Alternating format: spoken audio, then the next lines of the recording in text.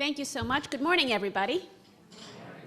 It's great fun to be here and a great honor. And so I wanted to talk about trade policy of the Bush administration and what the roots of that trade policy are. I think if you look at today's trade policy, it clearly is a culmination of several decades of scene setting and power building based on a highly coherent, if duplicitous, strategy. And this has gone through both Democratic and Republican administrations with a common core of the Wall Street influence, the multinational capital driving this agenda. The coherence of this trade policy is this, that you define the national interest, U.S. national interest, as the profits, the flexibility, and the freedom from onerous regulation for multinational corporations as they operate around the world, one big market. And you define U.S. competitiveness. And that word could be defined a bunch of different ways, but it's clearly the goal has been to define competitiveness or success in the global economy as the competitiveness of U.S.-owned firms. How well are our companies doing? How much money are they making? What are they able to do and sell? But not about American jobs or the success of American producers on American soil. And that worldview leads to a very clear set of policies. You write trade agreements, tax policy, and currency policy to speed the flow of jobs offshore, to make it easier for companies to move the jobs offshore and bring the goods back in without facing any barriers. And when they move offshore, to be able to put some pressure on the governments of developing countries, mostly, not to regulate foreign capital in ways that foreign capital doesn't want to be regulated, environmental, labor market, performance requirements, and so on. At the same time, you use the threat of globalization at home.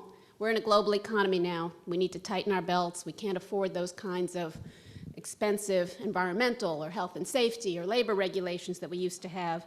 So you use that threat of globalization to undermine workers' bargaining power at home, to weaken unions, and to fight off any kind of progressive legislation. I have one quick anecdote on that note. In 1995, I think, when we were fighting about the minimum wage the last time, I remember Newt Gingrich made a speech on the floor of the House where he said, "We can't raise the minimum wage. We just put NAFTA in place, and American workers need to be competitive with Mexican workers." And what was useful about that was that it was clear that, okay, we're in competition with Mexican workers now, and you got what you wanted. And at the same time, you starve down investment in your domestic infrastructure, technology, education, and social policy, because why invest at home? You're not counting on much at home or the production facilities at home to be your success in the world. If you're having trouble competing in the global economy, you don't fix what's wrong at home. You move offshore and browbeat another government to give you what you want. The duplicitous piece of it is that we very seldom couch the trade debate in those terms, like how do we move our jobs offshore faster. Instead, we keep up a noisy rhetoric of free trade, free markets, good jobs, and an important piece of it, the altruism for the poor in developing countries. Don't we care about poor people in Mexico? Don't we care about poor people in China? Of course we do. Therefore, we need more free trade agreements that will make them be even poorer, even faster. And I was thinking about the theme of the conference, how conservatives have the world wrong. And in this case, I actually think they don't have the world wrong at all. They know exactly what it is they want, and they know exactly what it is they're trying to achieve. But they have enlisted economists and the editorial writers of the big newspapers to carry their water for them and to put forward the phony top note of the argument that makes the whole thing work. And the top note is, we need more global connections, don't we? We live in a global economy now. That all sounds nice. We need good jobs. We want to lift the third world out of poverty. And that sounds very appealing, and it has been very appealing. It appeals to a lot of Democrats in Congress as well as Republicans. But if they were to put the real agenda on the table, which is what they're really after, what they're really achieving, it is corporations aren't making enough money, rich people aren't rich enough, workers are too feisty, demanding, and empowered the world over, and we need a set of rules that will help us fix those set of problems. And there's two things I wanted to say about this that are interesting. One is that this couple of decades worth of corporate-driven trade policy and globalization policy is a departure from past U.S. trade policy. That there was a time when there was an alliance between domestic workers in business, where the textile industry or the steel industry, the workers in the business saw themselves on the same side, and they fought for trade policies that would protect jobs at home.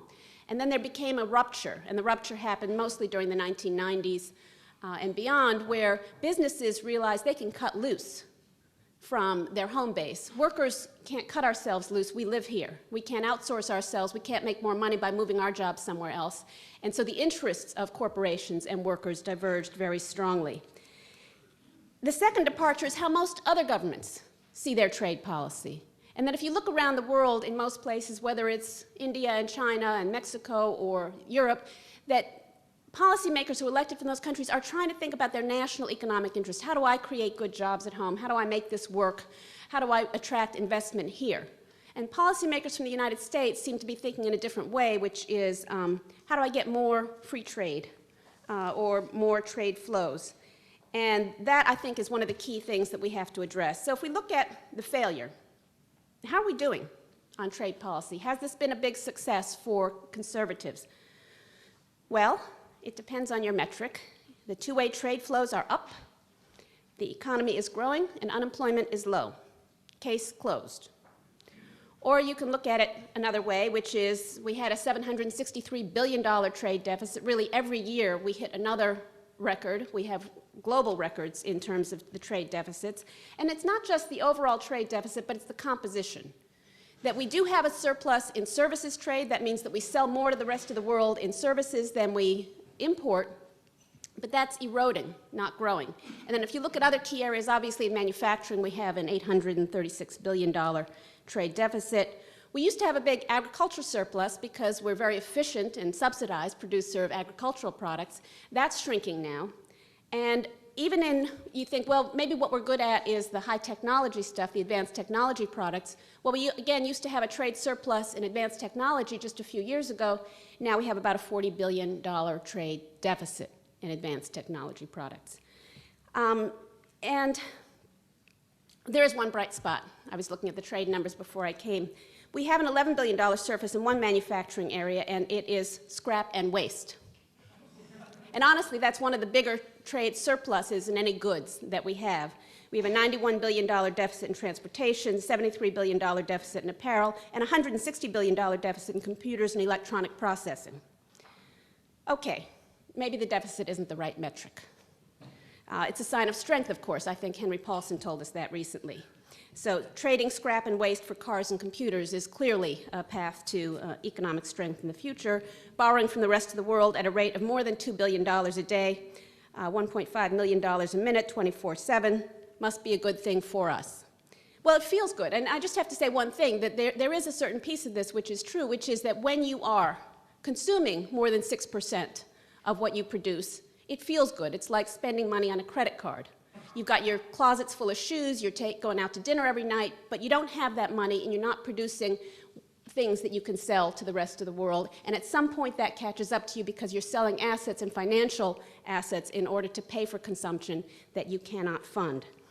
But let's look at what really matters. Okay, trade deficit, who cares?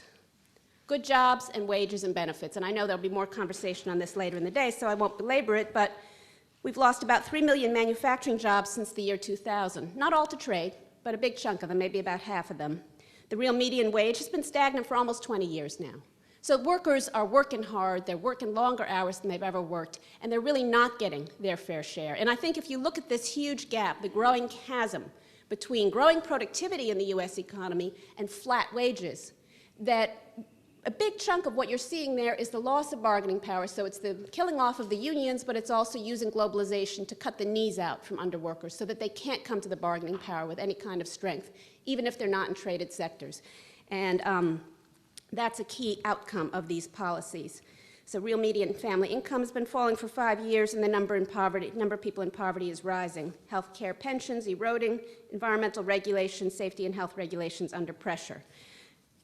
So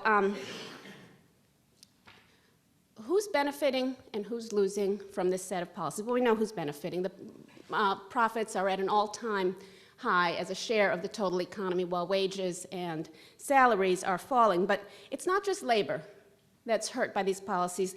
We have a lot of family farmers and small agricultural producers who are increasingly being hurt, and we've been in alliance with a lot of those folks, very interesting conversations having with them as they're really trying to figure out how to succeed. And a lot of domestic manufacturers feeling increasingly frustrated by the set of policies. And it's not just trade agreements. It's the currency policy, it's the tax policy, it's all those things together which combine to make it almost impossible for US-based producers to succeed in the global economy. And then, of course, the environmental groups and human rights and development groups have been working with us. And a key point I've said earlier about this very appealing notion that at least trade agreements are good for poor people in developing countries, and we're rich and they're poor, so what do we really care anyway? And yet that hasn't delivered, and we see that certainly in the NAFTA instance, even in China, where China is the big success story of the global economy. The International Labor Confederation did a study on workers, Chinese workers, and see that like American workers, like Mexican workers, they're not actually benefiting, that you have an enormous growing inequality in China between the rural and the urban areas that has happened in the wake of it. So these policies aren't delivering for workers, farmers, and the poor in developing countries or here in the United States, and all this adds up to the politics of defeat. And that is certainly what we saw in the November '06 elections, that you have a growing array of people. You have the rhetoric on the one side, free trade is nice, and you have the reality on the other side of devastated communities, lost jobs, eroding incomes, and the middle class squeeze. And we have a choice right now. We're running up into the '08 election, and it's a really interesting moment, I think, for trade policy. We have a Democratic majority and a Republican president. Do we demand a dramatic overhaul of these failed trade policies? Do we ask our policymakers not just to make a few tweaks around the edges of these policies, but to take a step back, take a deep breath, and take a look and say, something is deeply wrong with the whole concept of how we look at the world, that we can't use the word globalization or the labels free trader and protectionist to stop a good conversation about what is the whole set of rules we need in the global economy to allow American workers to have decent jobs and survive and thrive, and American farmers and American manufacturers as well, but also what's the coherent way in which we engage with the rest of the world and empower workers in other countries. And so protecting workers' rights, human rights, democracy, the environment through our trade agreements, and having a complete overhaul and an upending of the set of priorities that we've put in place is within our reach. But we need to stand firm and we need to stay united if we're going to achieve those big changes. Thank you very much. I look forward to your questions.